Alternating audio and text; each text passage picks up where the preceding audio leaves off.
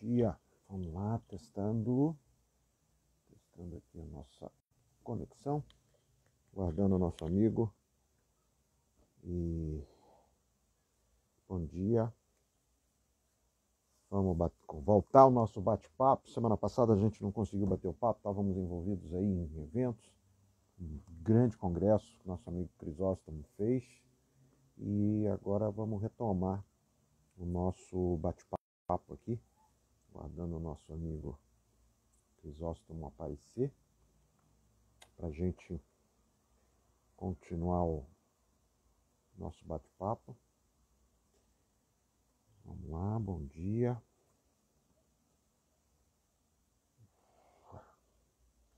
Bom dia, ver se está boa a conexão. Olá, olá. Esperar o amigão aqui, meu companheiro. Não sei se... Pronto. Nosso amigo. Então, teve o evento que o Crisóstomo fez. Bom dia. Ô, meu amigo, bom E dia. aí, meu cara, como é? Sobreviveu? É uma luta, né? Sobrevivemos. Com a ajuda Tava de, com... com a ajuda de todos aí, vocês também, a gente conseguiu passar aí por 2 dias de congresso remoto, Aham. nesse, nessa nova adaptação aí necessária, né? Mas foi muito bom. E o amigo, como é que tá? Estamos aí há 15 dias sem conversar, o povo até sentiu falta, né? Pois é, pois é. Já senti até uma certa abstinência, né? É isso aí, Mas rapaz. foi muito legal o evento. Eu acompanhei, não consegui, infelizmente, acompanhar tudo, né? Ontem, inclusive, assisti outra mesa, está aí disponível para o pessoal que fez inscrição. Uma mesa muito legal, aliás, uma fala muito boa, uma discussão muito boa do Casanova. Então, o que eu pude assistir, eu assisti, puxa, foi muito legal. E a nossa mesa de sexta-feira foi, nossa, muito produtiva. Foi bem legal, porque deu um entrelaçamento e a gente não combinou, né? Já Isso é teve que é o essa, mais né? legal, né? Isso é o mais Isso é legal. bem legal, né? A gente não combina e a coisa acaba dando certo, né? Dá uma sinergia bacana ali na fala, é verdade.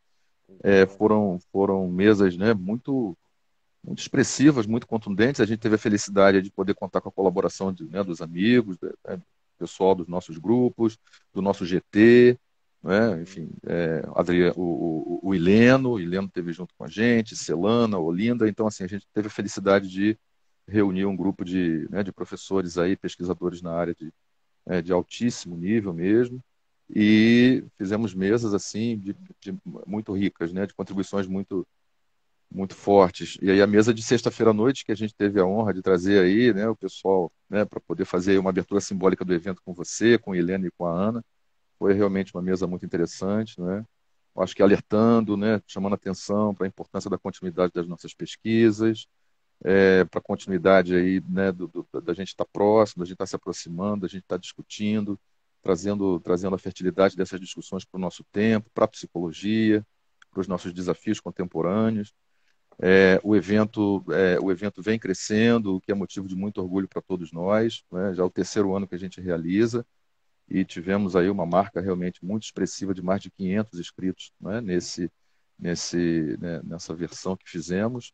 Olha. E agora é olhar para frente, né? Olhar para frente, tem muitos outros eventos importantes aí acontecendo, Pois né? A gente é, vai estar pois junto, é. né? Vamos estar Vamos estar junto aí daqui a pouco. junto. Já deixar registrado, avisando aí, ó, o próximo agora. Amanhã, inclusive, vai ter um evento na FMU que eu vou estar participando, numa semana de psicologia, vamos falar sobre ética. Agora, dias 24 e 20 a 28 de novembro, também online, o quarto Congresso Luso Brasileiro de Práticas Clínicas Fenomenológicas Existenciais. Quem quiser participar é só entrar no site do ifen.com.br, está lá. E depois nós também vamos estar juntos no terceiro seminário de fenomenologia na Federal de Roraima. Nossa colega Joelma vai estar participando, dias 3 e 4 de dezembro, seminário de fenomenologia pela UFRR. Vou estar numa mesa, cara, tô até sentindo honrado com o Dr. Gilberto de Peta, do Instituto de Ricerche Fenomenologici, está bem interessante, vai estar com pessoa com a Ângela Lesbello, vai ser um evento internacional, e já botar o pessoal aí de antemão, e ano que vem vamos fazer aí todo mundo junto, o nosso congresso novamente, que seria em Curitiba, vai ser provavelmente online, julho, tá? Já estamos aí fazendo uma grande rede, a ideia é fazer efetivamente uma rede cada vez maior. Você vê, 500 agora com você. Esse é o lado bom da pandemia e do virtual, né? A gente acaba alcançando um público muito maior, um público que tem um acesso que normalmente, em situações normais de temperatura e pressão, no sentido físico, acabariam não tendo. Então, a gente acaba conseguindo abrir um pouco mais o leque. Então, a gente agora está com uma responsabilidade um pouco maior, né, de dar conta disso daí. E o congresso, todos esses congressos vão ser assim, preparações para o nosso, que vai ser o terceiro internacional do ano que vem, juntando o nosso GT da Ampep, o GT da Ampof. Vamos já fazer uma parceria com o pessoal da psiquiatria, da Sociedade de Psiquiatria Fenômeno Estrutural, São Paulo, Sociedade Brasileira de Fenomenologia. Vamos, se tudo der certo, trazer mais gente de fora. Então, é assim, agora é isso aí, cara. É. Tô me lembrando da frase de uma música do Gonzagão, falando com Dominguinhos. Chegou uma hora que fala, Dominguinhos, você popularizou o forró, agora toma essa responsabilidade na mão e agora é com a gente, cara. É isso aí. É verdade, né? É verdade. Esse conjunto de eventos que você falou, eu acho que também tem uma coisa bacana, né, Adriano, que vai, de certa maneira, explicitando mais a popularização desse forró, né? Uhum. Pois é, Vai, pois é. Não. né, vai mostrando que a gente está aí, né, e que essa aproximação é fundamental e que esse recurso agora, inclusive, no tempo que a gente está vivendo, né, esse recurso, né, eletrônico, da gente, né, ter essa possibilidade de poder compartilhar a presença das pessoas, né, mediante o encontro remoto, é uma forma também, em alguma medida é uma forma importante da gente estar democratizando, né, rompendo aí distâncias, né, conseguindo estreitar um pouco aí o distanciamento entre as pessoas e chegou realmente também para ser né, um recurso aí que nos ajuda bastante. Então, realmente é importante, a gente está divulgando, né, está chamando as pessoas para perto, né, participar aí desses eventos. O nosso, como você falou também, ano que vem, que é daqui a pouco, né, porque é daqui a Pois pouco. é, Para o já evento estamos. acontecer, a gente tem muito trabalho antes sempre para fazer para o evento acontecer, então já estamos aí arregaçando as mangas e chamar o pessoal para perto, né? Se o pessoal quiser Isso participar, já aí. está acompanhando a gente. E vamos Todo lá. mundo já Vamos, convidado. Vamos lá, vamos vamos voltar ao para nosso frente. bate-papo. Você quer. Vamos voltar Isso. para o que a gente estava discutindo anteriormente, ou você quer comentar alguma coisa do Congresso, alguma coisa que te chamou a atenção? Eu me comprometo eu vou pegar a minha fala, vou transformar num texto e vou me comprometer que eu queria ter feito a apresentação com PowerPoint, tudo bonitinho, inclusive para relembrar alguns nomes, algumas situações, algumas datas, alguns eventos que eu acho que são importantes, foi um dos desafios que eu coloquei, mas eu vou me comprometer depois de eventualmente fazer aí uma apresentaçãozinha outra, fazer uma gravação e jogar no YouTube para a gente ter disponível. Vamos voltar para o Russell? Vamos sim. Só uma pequena observação em relação ao que você falou. Uhum. Nós vamos ter, importante você fazer a preparação desse texto, né, que tem a ver com a sua fala, resgatando esse histórico, né, esse caráter histórico fundamental né, da chegada, enfim, do próprio desenvolvimento da psicologia no Brasil e, por conseguinte, também todas essas influências importantes, né, do campo fenomenológico, enfim, do pensamento da Gestalt terapia, resgatar toda essa historicidade do pensamento existencial também, a maneira como chega, e eu acho que isso é fundamental para ter uma compreensão, né, também um pouco mais contextualizada, também de como a gente, né, como as coisas chegam até nós. A gente vai ter uma produção de um conjunto de artigos relativos a esse evento, que você e outros colegas vão preparar de suas falas. Então, vamos ter tanto a publicação dos anais do evento em relação aos resumos das falas, né, de todos, quanto também, posteriormente, a criação dos anais relativos aos artigos para aqueles que nos encaminharem. Então, é importante você falar isso, né, que em breve a gente vai ter Legal. esse material também disponibilizado, né? Então ótimo. E Isso aí a sim, gente já vai. é. E vamos lá, vamos voltar para a Vamos nossa lá. prosa, porque a gente vinha tendo uma discussão aí e que estava longe de encerrar, né? Opa, que isso? Isso que a gente nem chegou no meio do Bom, texto. Vamos lá. é Para onde a gente verdade. volta? Relembra aí para nós. Então, né, a gente estava lá fazendo a discussão daquele importante texto do Russell que você propôs que a gente dialogasse, né? Fazendo essa problematização, né, aí já a partir de alguns incômodos do próprio Russell, a partir já da década de 20, em relação a modos de apropriação do pensamento fenomenológico e essa discussão em relação à ciência, né? E você sinalizou uma passagem importante do texto que a gente estava debatendo, né? Texto, né, que é a tradução justamente do texto do Russo a partir do professor Giovanni Giubilato, né? Uma valiosa contribuição para a gente. E aí a gente vinha discutindo e você propôs que nós retornássemos aí na página 653 desse texto. E eu Certo.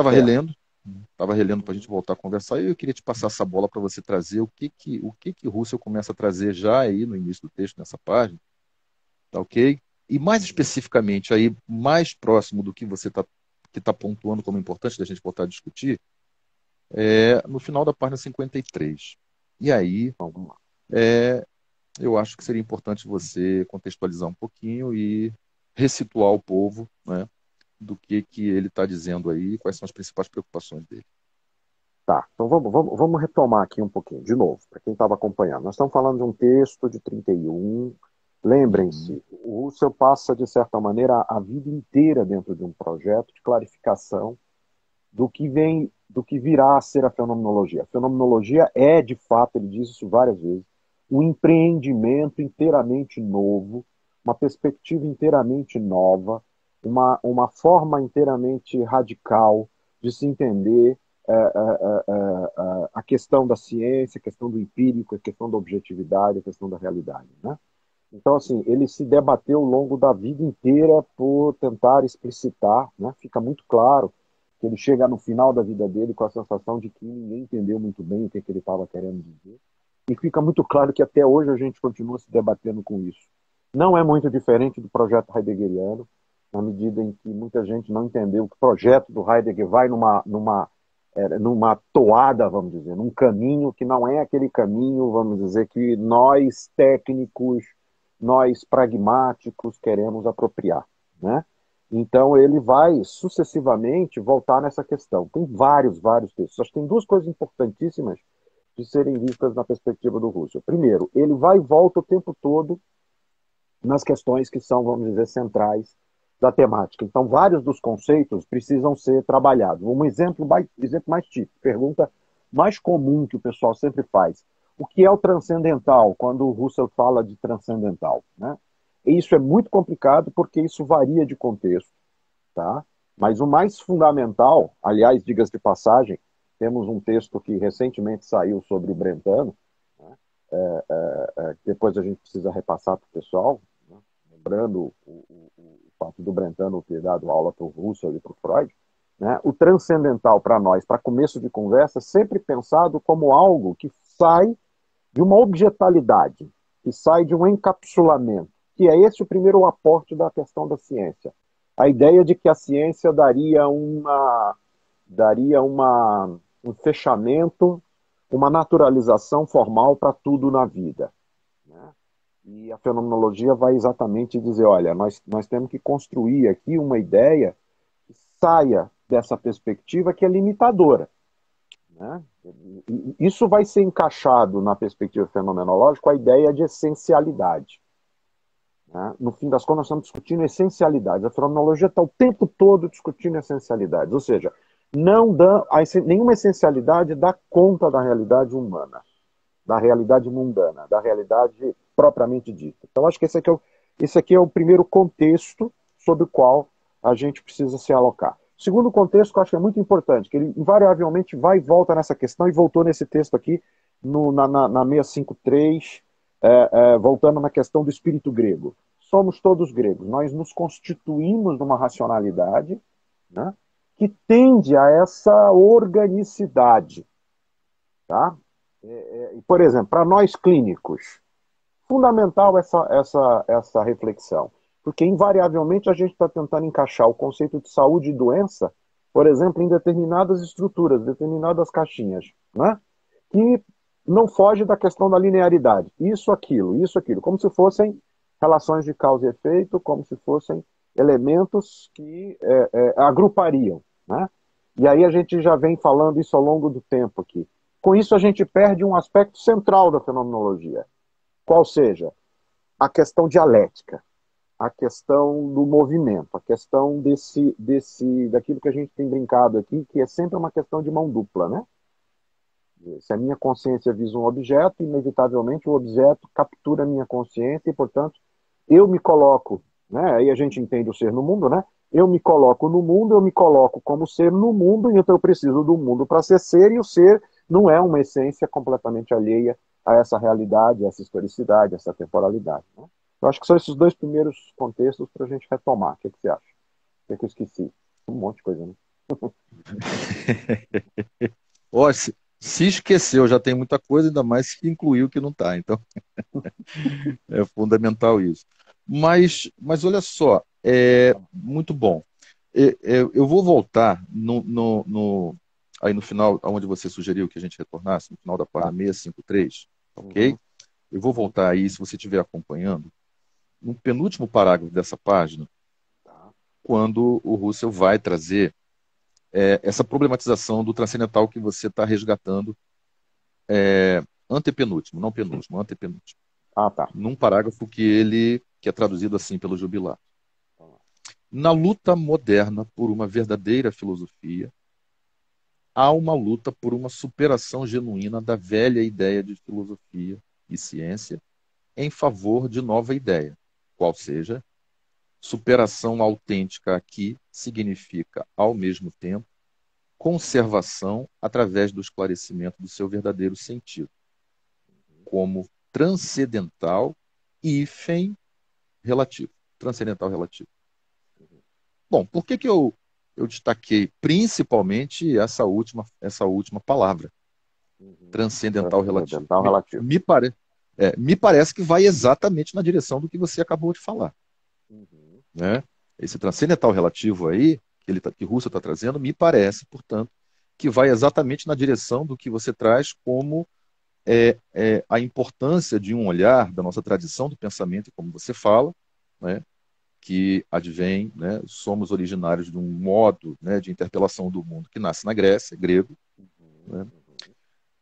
E que, em certa medida, faz um percurso, trilha uma trajetória de uma de uma constante busca de objetificação que Uhum. vai ser, né, coroada, de certa maneira, pela ciência, nos seus moldes, modelos de pensar tradicionais, que, como você bem diz, tende a fazer, a operar dentro de uma certa organicidade, né, de uma espécie, né, das caixinhas que você falou. E é justamente essa organicidade, essa estrutura de pensamento que, de certa forma, se consolida, né, que se naturaliza, né, que, por exemplo, vai ser, entre outras formas, né, de ser compreendido, pode ser compreendido como o que Heidegger vai chamar da metafísica, que tem dificuldades de compreender essa ideia de transcendental como sendo inequivocamente sempre um transcendental relativo, né? Que é aquilo que você resgatou, né, também na sua fala com o Russell, que é essa relação homem-mundo, sujeito-objeto circular e dialética, né? Então, eu destaquei aqui essa expressão, né, quando ele fala justamente superação autêntica aqui significa ao mesmo tempo conservação através do esclarecimento do seu verdadeiro sentido. Verdadeiro sentido de quê? Da superação autêntica, que se traduz com a ideia de transcendental relativo. Ou seja, quando a impressão que eu tenho, e aí eu queria te devolver para você falar sobre isso e confirmar. A impressão que eu tenho é que quando o Russell traz essa expressão transcendental relativo, o que ele faz é assim, jogar uma pá de cal na pretensão histórica do transcendental absoluto. Sim, Base esta, né? sim. Base esta, né? Suporte básico este de pensamento para o nosso modo de pensar naturalizado e também na própria ciência. O que, que você acha? Tem a ver? Perfeitamente, completamente. Aí, exatamente, esse parágrafo foi bom você destacar, porque eu acabei frisando o parágrafo seguinte, né? Mas foi bom você voltar, porque aí a gente esclarece. Primeiro, exatamente isso. Todo esforço do Russell, todo esforço do Heidegger, todo esforço dos fenomenólogos são exatamente na direção de dizer, olha, não dá para você pensar um absoluto radical. O que é o absoluto radical? É exatamente a ideia da velha ideia de filosofia e ciência que os gregos vão propor. Ou seja, veja, eu vou ter uma física pura, vamos dizer, eu vou ter uma filosofia pura, né? E veja bem, o que é a velha ideia da filosofia? Como eu estou lendo isso daqui, né?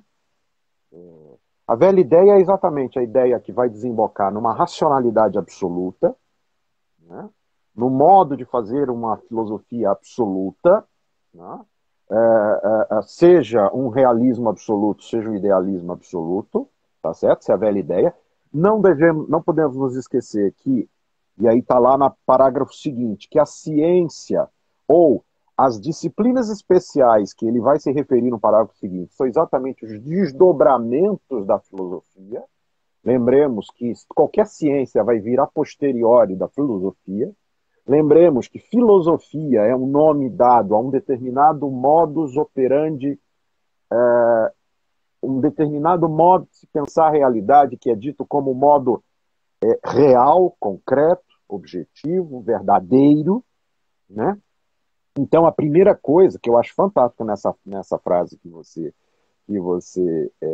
releva é o fato de que ele fala de uma conservação do esclarecimento do verdadeiro sentido, que é exatamente o transcendental relativo. Fenomenologia é exatamente a perspectiva de reencontrar essa relação dinâmica e dialética com a realidade, sem nenhuma expectativa de um absoluto que elimine. E esse é que é um ponto mais central, que eu acho que a maioria dos nossos colegas, principalmente quando a gente pensa para a psicologia, né? Eu acho que essa que é uma questão fundamental, a gente tende a pegar isso na psicologia e associar a um determinado lugar, e aí fazemos segmentações, nós não podemos associar isso como se fosse a radicalidade do reconhecimento da entidade humana a partir de um determinado lugar. Não, é a conservação do esclarecimento que mantém o relativo e que mantém, né, e veja que ele vai desembocar no parágrafo final dessa mesma página,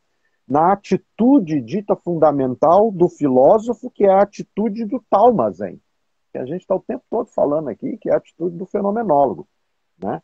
Eu gosto de brincar com os meus alunos, né? Porque falar em Talmazen é tudo bonito, mas eu não sou tão inteligente assim, então não dou conta. Mas eu gosto de brincar com os alunos, que eu falo assim, a atitude fenomenológica é a tal da pulga atrás da orelha, que não me deixa quieto quando eu chego em alguma conclusão.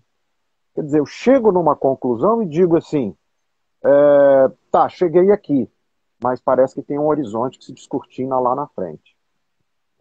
Então, eu diria que esse é o ponto central. E aí, eu quero aqui relembrar, para devolver para ti, a velha epígrafe que o Russell traz nas ideias, quando ele vai falar da redução, quando ele vai falar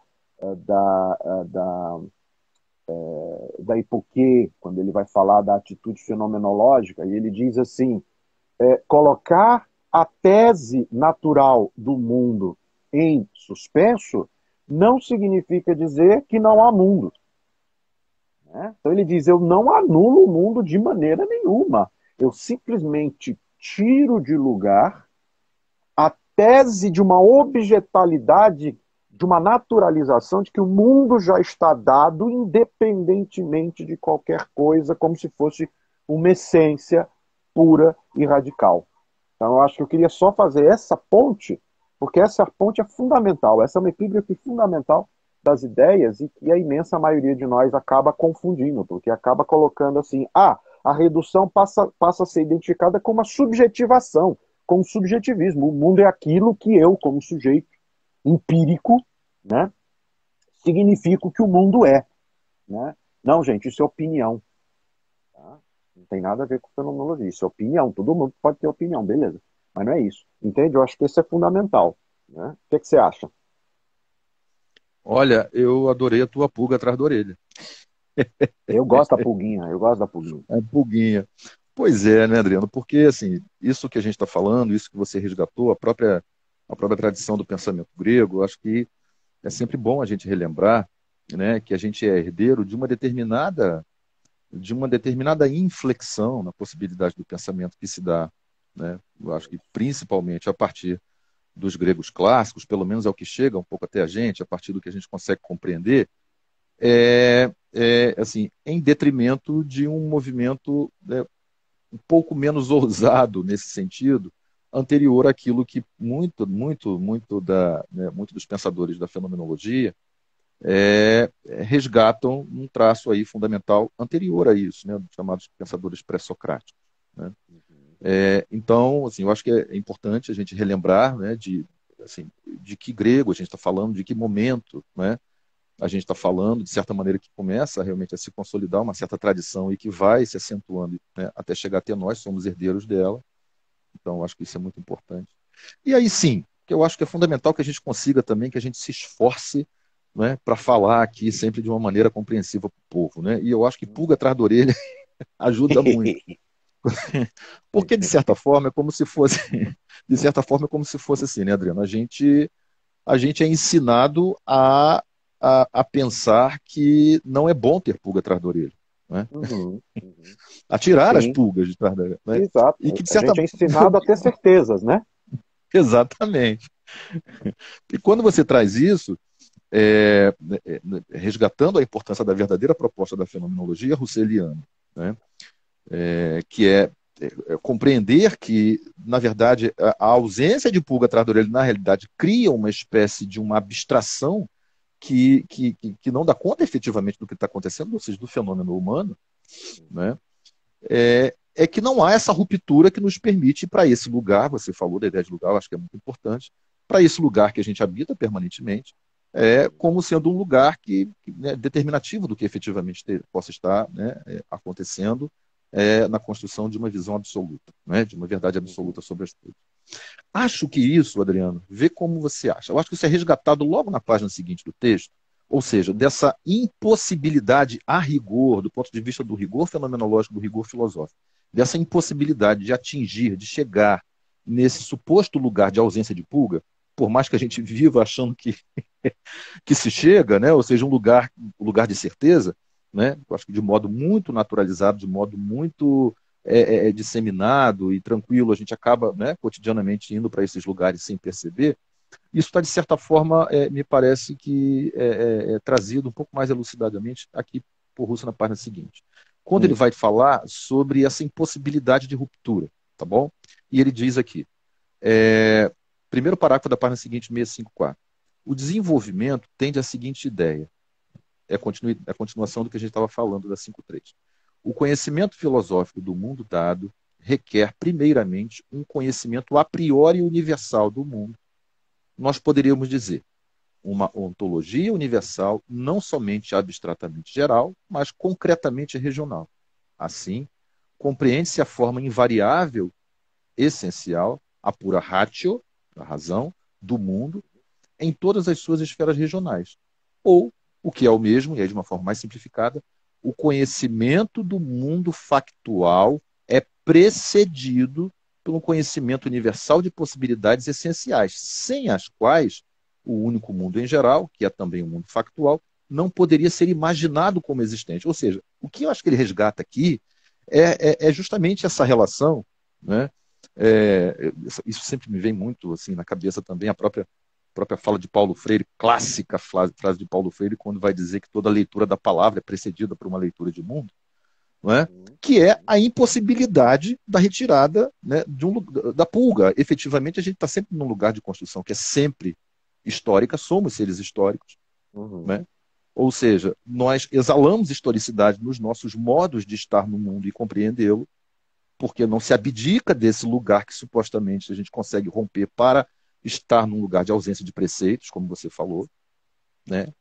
Então, não há exatamente um fora, né? Não há exatamente um fora a partir do qual a gente fala destituído de absolutamente todo e qualquer preceito. Né? A leitura de mundo anuncia essa historicidade. Né? Então, eu acho que essa relação entre mundo factual e esse campo do universal que a gente, né, faz as nossas referências é exatamente o resgate disso.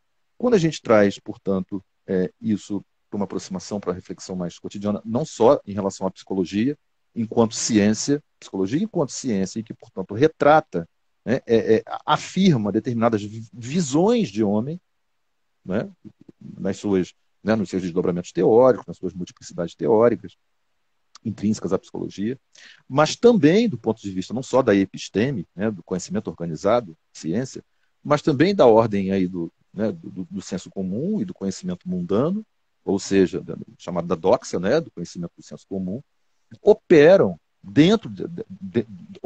estruturalmente dentro de uma lógica tácita, não explícita, ou seja, não exatamente elaborada, não exatamente assim, tomada de maior grau né, de atenção ou de consciência, numa suposta ruptura mesmo. É como se fosse a ausência de preceitos que possa estruturar qualquer tipo de visão sobre o mundo. Né? E que, portanto, essa ausência dá um caráter de neutralidade inequívoca e, portanto, um caráter de verdade absoluta àquilo que pode ser pensado sobre ele. Então, assim, essa é a questão fundamental que você traz, né? A gente aprende a viver pensando de que o que se deve buscar é a ausência da pulga. A pulga é uma situação ruim. Deve-se evitar a situação ruim de ter dúvidas. O que você É, acha? engraçado, eu tinha anotado aqui atrás, como a gente estava falando, quando você fala, né, vou recuperar a tua fala que eu achei ótimo. Depois eu vou ter que botar no texto e colocar assim, comunicação pessoal, né? Lima Nascimento, tá?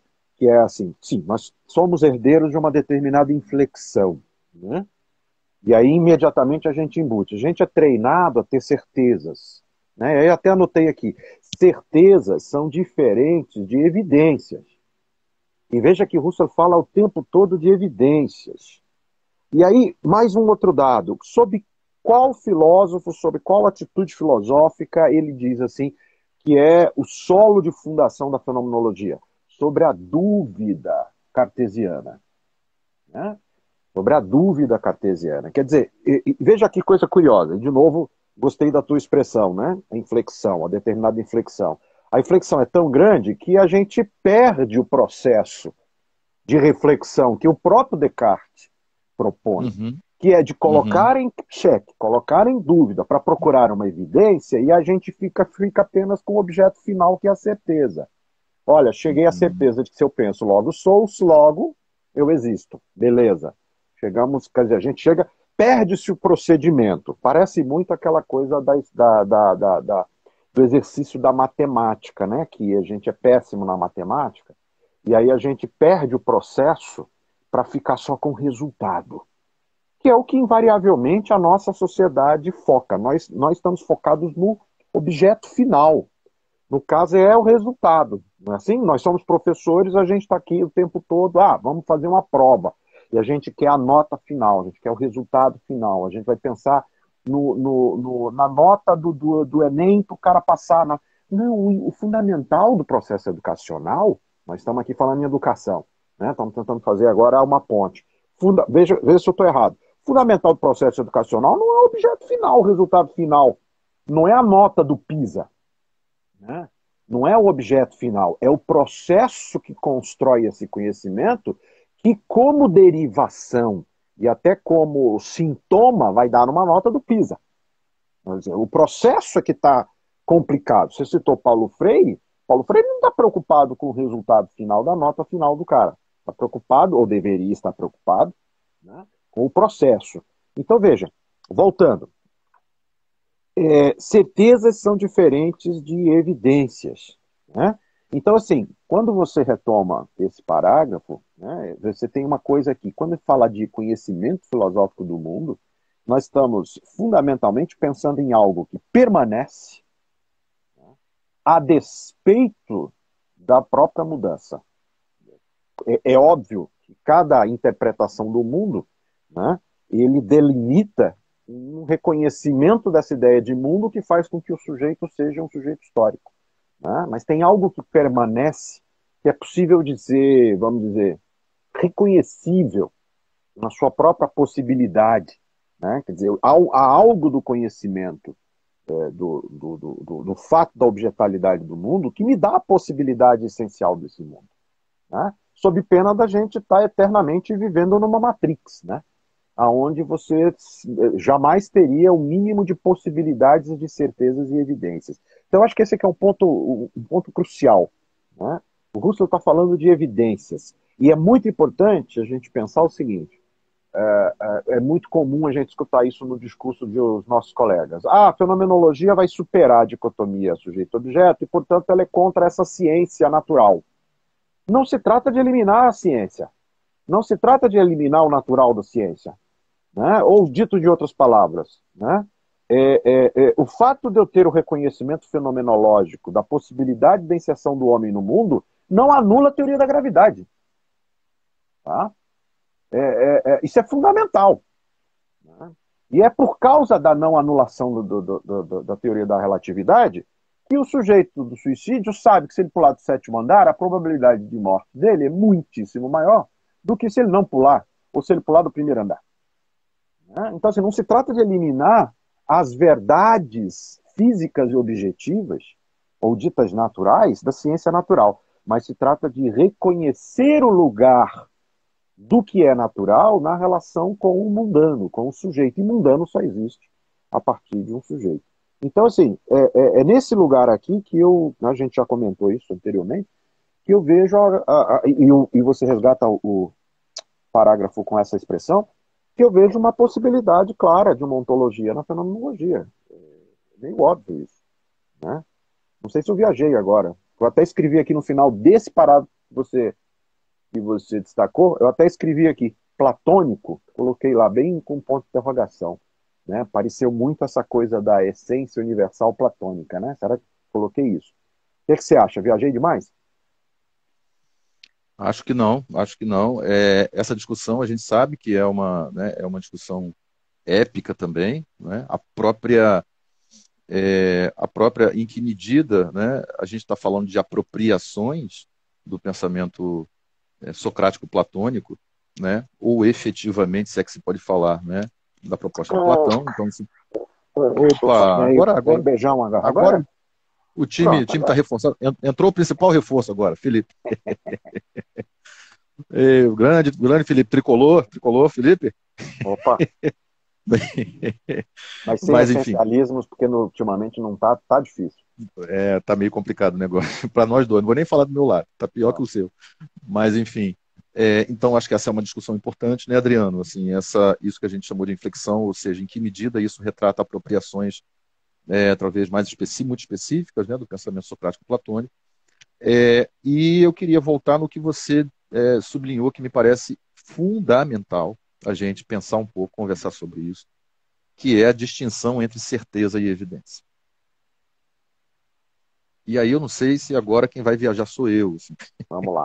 Você pegou um Vou até foguete e foi para a pegar papel. estratosfera. Você pegou um foguete e foi para a estratosfera na sua viagem, e eu acho que eu vou caminho semelhante aí, porque é como se fosse um pouco isso. Isso me faz lembrar, essa distinção que você traz sobre a ideia de certeza e de evidência, me faz lembrar a distinção entre a compreensão de verdade como aletheia e veritas. Uhum. Me faz lembrar essa distinção.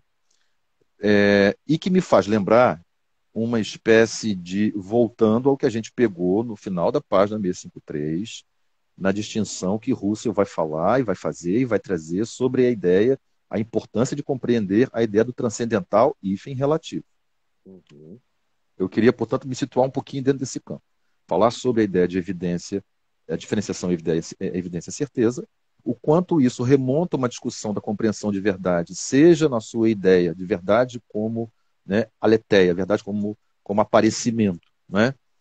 Ou verdade como veritas, ou seja, verdade no sentido de universalidade inequívoca, tudo bem? Transcendental rompido, tudo bem? E o quanto isso eu acho que está dentro do alerta de Russell sobre a importância de olhar para a compreensão do transcendental relativo. Aí eu não sei onde a gente vai chegar, mas eu acho que essas coisas aí não tem como separar uma da outra, né? E aí a primeira questão fundamental, e eu acho que a gente vai chegar, né? Vamos chegar aí onde você se aproximou com a sua viagem, é que eu vou ousar partir de uma hipótese, tá bem? Ok. Partir da hipótese de que a ideia de certeza na diferenciação evidência e certeza, a ideia de certeza ela preconcebe uma experiência que se aproxima do nível transcendental na dimensão transcendental relativa, e a ideia de evidência conserva a não ruptura possível do transcendental relativo, portanto, acentuando a importância de lembrar da relatividade da percepção, né, da experiência mundana. O que eu estou querendo dizer, portanto, é que é como se fosse uma espécie de valência, né? Uma espécie de deslocamento mais hegemonicamente mais forte, seja para o lado do transcendental, no binômio dialético transcendental relativo, quando se pensa a ideia de certeza. É claro que isso a gente não consegue perceber que faz, né? Né? Em que medida isso, de certa forma, retrata uma ruptura, né, ou uma pretensa ruptura dessa relação, desse binômio dialético trazido por Russell, transcendental relativo. Tudo bem? Então, uma pretensa ruptura de que não há essa relatividade, não há esse caráter evidência, esse caráter evidente que anuncia essa existencialidade, esse caráter fenomênico do ver mundo, tudo bem? E aí a gente aproxima daquilo que eu acho que pode ajudar muito nessa reflexão, da ideia de verdade, né? Que é aquilo que, né, todos eles trazem, Heidegger traz também de uma maneira muito clara na discussão dos conceitos fundamentais da metafísica, né, dessa importante obra que ele vai retratar também a questão da verdade, sobre uma espécie de uma progressiva consolidação, um progressivo deslocamento histórico do pensar humano na direção da veritas, do pensar enquanto estabelecimento de certeza, né? Ou seja, uma compreensão de verdade que, de certa forma, se distancia do seu caráter experiencial, histórico, existencial, fenomênico, né? Que anuncia, né, na sua experiência mundana, que anuncia, vamos dizer assim, verdades possíveis, que estão no campo da evidência, portanto, evidências são singulares, absolutamente próprias e únicas, isso que a gente está chamando de seu caráter fenomênico existencial, e ousa, sem perceber, sem se dar conta disso, né, e ousa migrar em direção a essa ruptura do transcendental relativo para a ordem da veritas, ou seja, de uma compreensão de verdade histórica como sendo a possibilidade inequívoca do discurso universal. Universal aí destituído do caráter existencial presente quando Russell nos alerta no transcendental relativo. Me parece que essas coisas estão juntas, né? Eu acho que a gente está falando disso quando a gente pensa nessa distinção entre evidência e certeza, ou seja, de que nós fazemos uso o tempo todo, né? O nosso mundo factual, como é trazido aqui, ele não tem como se destituir desse caráter universal das evidências, e aí sim a gente pensar a universalidade aqui como evidências e não como certeza do ponto de vista dessa ruptura veritática, ou seja, da verdade supostamente universal e inequívoca para todos, né? E que, nesse sentido, faz muita diferença a gente entender, né, essa distinção que você trouxe, fundamental, entre evidência e certeza. Né? Então, assim, finalizando, a sensação que eu tenho é isso. A gente consegue, talvez, perceber com um pouco menos de dificuldade essa distinção, quando a gente consegue perceber uma modulação em nível de veritas, verdade, enquanto possibilidade do universal, portanto, rompido, né? E evidência no nível da verdade de acontecimento, da verdade daquilo que se anuncia como possível no seu caráter fenomênico e existencial, que se aproxima da dimensão de aletheia. Tentei, assim, articular essas coisas de uma forma o mais simples possível, né? Assim, mais coloquialmente compreensível possível. Você acha que eu consegui? Você acha que tem a ver isso? Eu gostei desse negócio. Eu acho que você resolveu o problema, o eterno problema nosso do hífen, né? Aquela discussão que a gente sempre traz do hífen, É verdade, é verdade. né? A gente sempre traz o problema do hífen, e dessa vez o hífen não é um problema, o hífen é necessário. É Né? Tem necessário. o hífen, tem o hífen entre o transcendental e o relativo. Né? E, Isso aí. e eu fiquei pensando em duas coisas. Primeiro, faz todo sentido para mim isso que você explicitou. Já fiz aqui um gráfico, né? É quase um crime fazer isso em gráfico, mas a gente fazendo gráfico, né? para mim faz todo sentido, primeira coisa. Enquanto você foi falando, eu fiquei pensando assim, duas coisas. Eu fiquei pensando, o ícone da, ou a metáfora icônica de uma ciência absoluta, uma ciência de certezas veritáticas, seria a física, que foi uma das primeiras a quebrar com isso.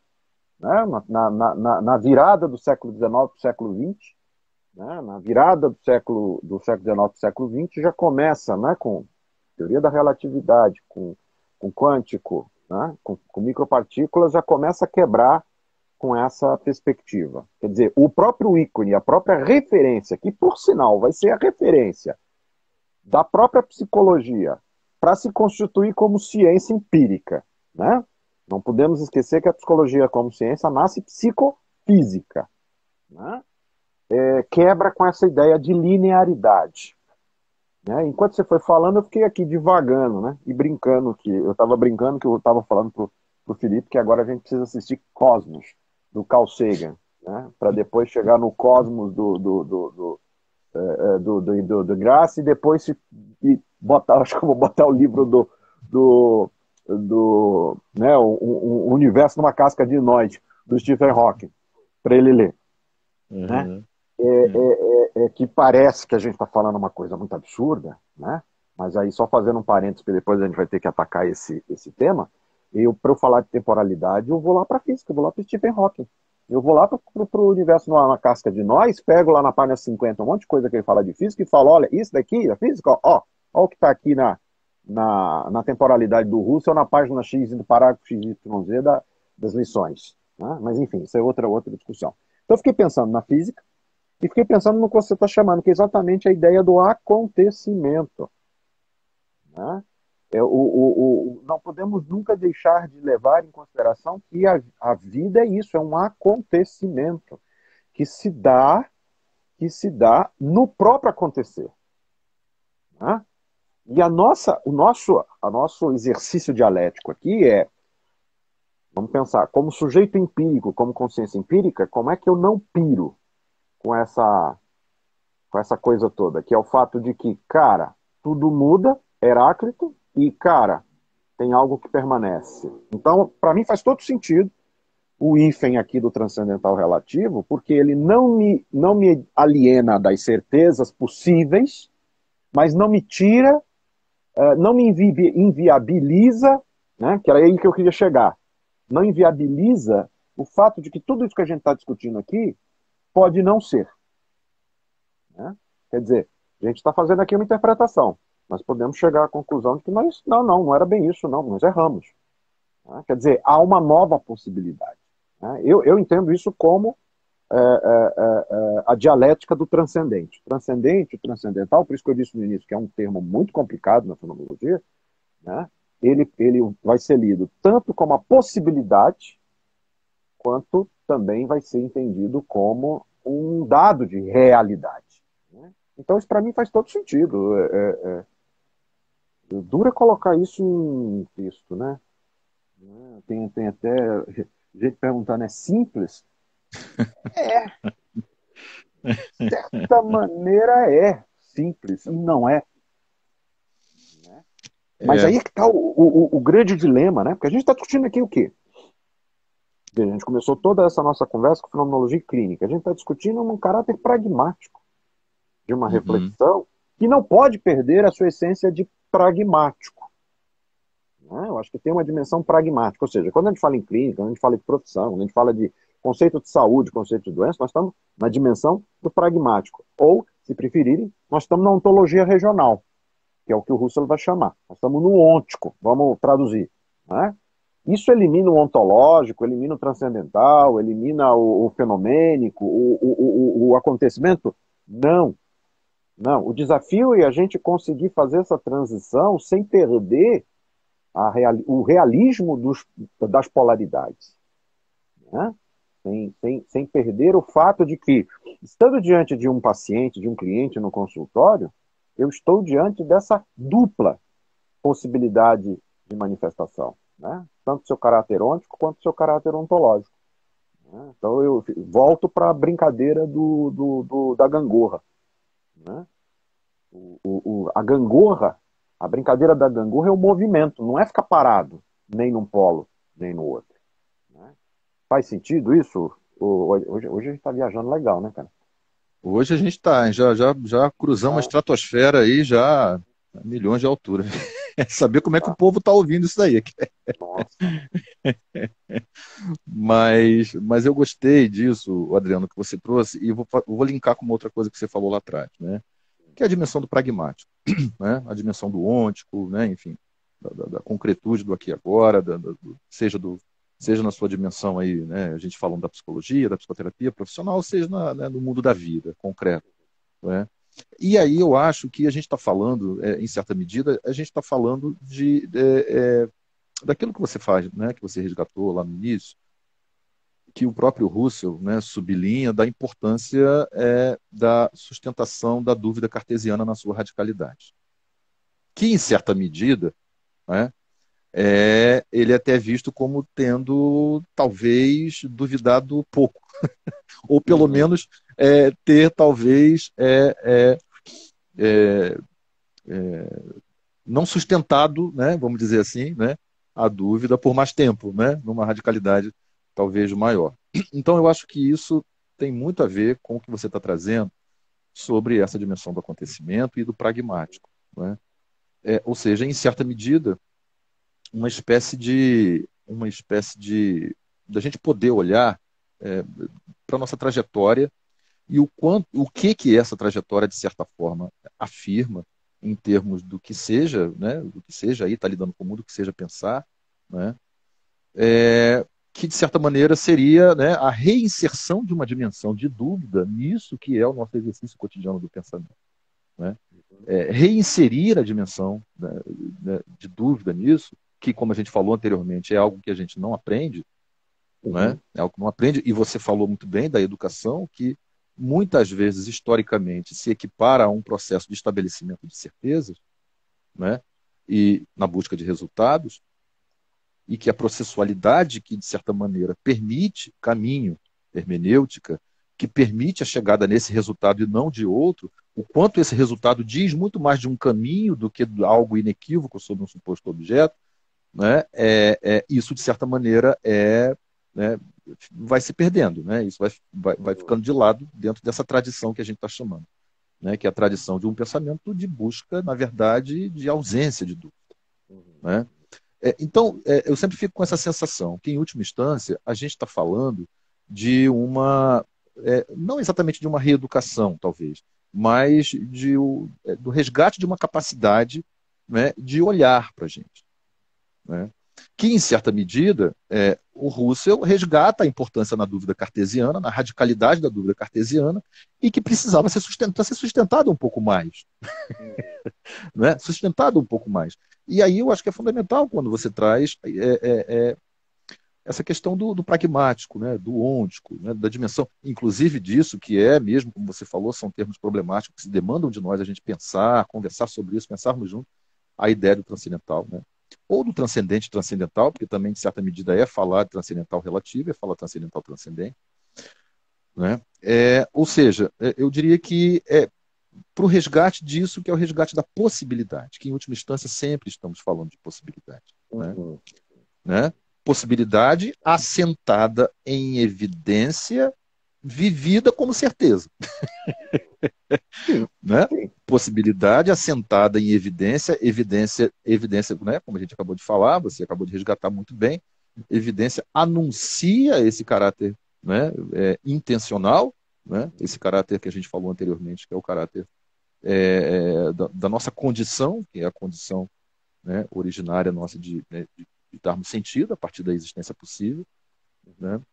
E que, portanto, o pragmático ele anuncia possibilidades que não são, evidentemente, menos importantes, não são desconsideráveis, obviamente que não, como você retratou exemplos muito concretos, mas o que me parece estar em jogo é justamente isso, né? É justamente assim, que relação que a gente consegue estabelecer com isso, que é a dimensão pragmática. E aí a gente vai para o campo da experiência clínica, o campo do resultado, como você trouxe, né? Como que nós nos relacionamos com essa dimensão do pragmático, Uhum. né? destituindo ou desconsiderando, em maior ou menor grau, né, como que se chega até ele e, em última instância, o que ele anuncia, que processo o resultado anuncia. Compreende? Então, eu acho que esse arauto da objetividade, né, vamos dizer assim, essa histórica construção da apoteose do resultado, né, da certeza, né, do saber nesse sentido aí mais objetivável do termo, vamos dizer assim, mais veritático do termo, mais no sentido de verdade enquanto universalidade do termo, né, o quanto a gente vai se distanciando dos processos que anunciam isso, que permitem a chegada nesse resultado. Quando a gente vai falar de experiência clínica, a gente vai falar talvez de um fenômeno, portanto, aí fundamental disso que a gente está falando. Não é? Ou seja, no momento em que a gente lida com o sujeito que sofre, não é? Na psicologia, na psicoterapia, não é?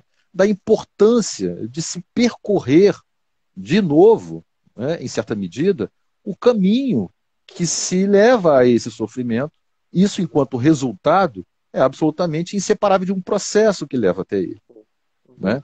E que, portanto, talvez estejamos falando de uma experiência que está muito mais na ordem disso, né? Que aí, né, como se possam pensar, umas analogias possíveis em relação a isso, aproximarmos-nos de nós mesmos, né? Podermos, né, fazer experiências de uma ordem talvez um pouco mais intimistas, importante, sobre o quanto essas coisas dizem de nós, né? O quanto os nossos olhares, enfim, essas construções da ordem da pragmaticidade exigidas e que constituem, sim, o mundo que a gente vive, mas o quanto isso nunca deixou e nem deixará de dizer do caminho percorrido, né, por cada um de nós até chegar até elas. Então, eu diria que a gente está falando do problema do hífen mesmo, como você falou, a importância do hífen. Né? E mais do que isso até, né, Adriano? Mais do que isso até, e aí a gente fala da chamada correlacionalidade fenomenológica, né? Que os hífens não falam de instâncias absolutas, opostas e que são existentes por si só e simplesmente se aproximam. Falam de coisas que não são separáveis mesmo uma das outras, né? Então acho que isso é fundamental. E eu tô de olho aqui no tempo, rapaz. Como é que tá o tempo? Também, eu vi aí, faltando 2 minutos, e aí as viagens aqui hoje foram legais, porque nós falamos agora da importância do hífen quando a gente estava questionando antes, né? Mas como tem 2 minutos, e eu concordo piamente com isso, só 2 coisas, ver se dá tempo. Você está falando exatamente daquilo que permite a possibilidade de nós, por exemplo, estudarmos história. E ao estudarmos história, pensar, por exemplo, em egípcios que viveram num outro tempo, num outro jeito, de uma outra forma, e nos reconhecermos tais quais similares a ele, né? E aí, olha a viagem final que eu fiz aqui. Acho que a maioria não vai saber desse filme que eu vou citar. Você talvez vá lembrar. Lembra de um filminho, Sessão da Tarde, chamado Inimigo Meu? Uma ficção. Lembra desse? Lembro. Olha aí. Foi lá no fundo do baú agora, hein? Foi lá no fundo do baú, cara. Esse filminho nunca saiu da minha cabeça, porque é exatamente disso que a gente está falando. Imagina uma ficção científica onde, teoricamente, há 150 anos se faz guerra sem nem saber contra quem. E o filme basicamente um filme tosquinho Nossa Senhora. E é um réptil com um humano, e é exatamente a recuperação desse cenário que é o processo, né? Mas aí acho que não vai dar. Aí foi uma viagem final para gente encerrar, porque vai acabar daqui a 1 minuto pelas minhas contas. Então nós vamos fazer o seguinte, vamos voltar aí semana que vem, vamos ver que outro bate-papo a gente... Tá, gostei das viagens, por isso que eu vou repetir. Não precisa usar drogas, faça a fenomenologia. Falou, cara, um abraço. Valeu, gente. Um abraço. Um abraço.